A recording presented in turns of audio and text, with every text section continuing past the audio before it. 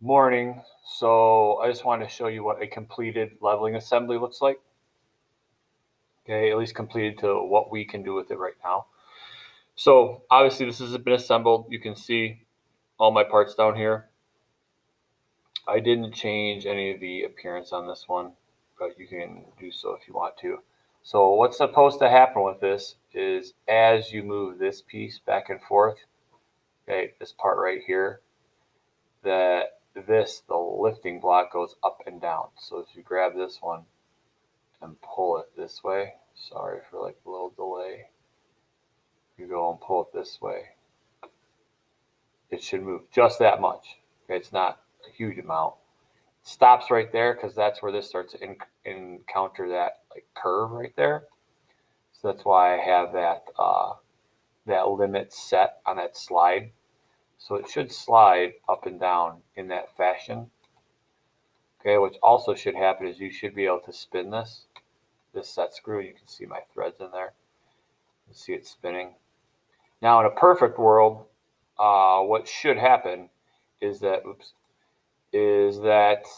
when we spin this thing, right, that this thing moves and advances based on the threading inside of this block right here. However, it didn't give us any interior thread dimensions. In theory, you would just use the same thread dimensions that are on here. However, I have not yet figured out how to get two threads to work with one another to like push and pull so that when you did spin this, okay, that this thing would then advance and retract as it goes up and down the threads of this set screw here. It's different than the vise because on the vise, this screw wasn't fixed in here. It's fixed into this slot with this part that was put in here. It's not a whole part. That's called parting on a lathe. So this area right here, this cylinder that slides into this slot, that holds it in place so that this thing doesn't move. On our vise, that screw moved back and forth and was fixed onto the jaw. If you remember, it's not fixed onto here. It just moves as the threads interact with each other. So we kind of haven't done that yet. And so all I am really looking for you guys on this is to be sure that this thing can be in here and spin, okay, and that these things slide up and down, slide back and forth and up and down, and that this top, the lifting block here, stays in place. That's one key element. Because I've seen some of your guys's, and I can grab this and I can pull it all the way over here, so it's not locked into this what would be like the y-axis, I think, just going straight up and down.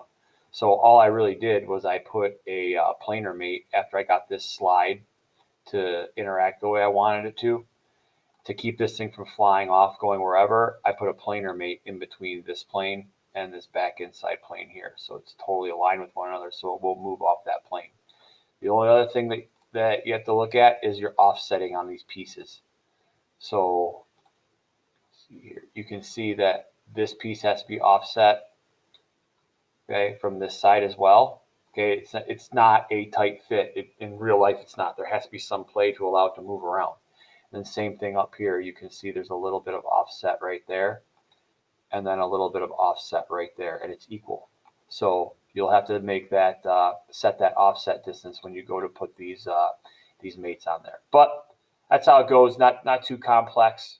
Actually, kind of, I don't know, dare I use the word fun to play around and mess with this. And like I said on the last video, it takes a while to figure this stuff out.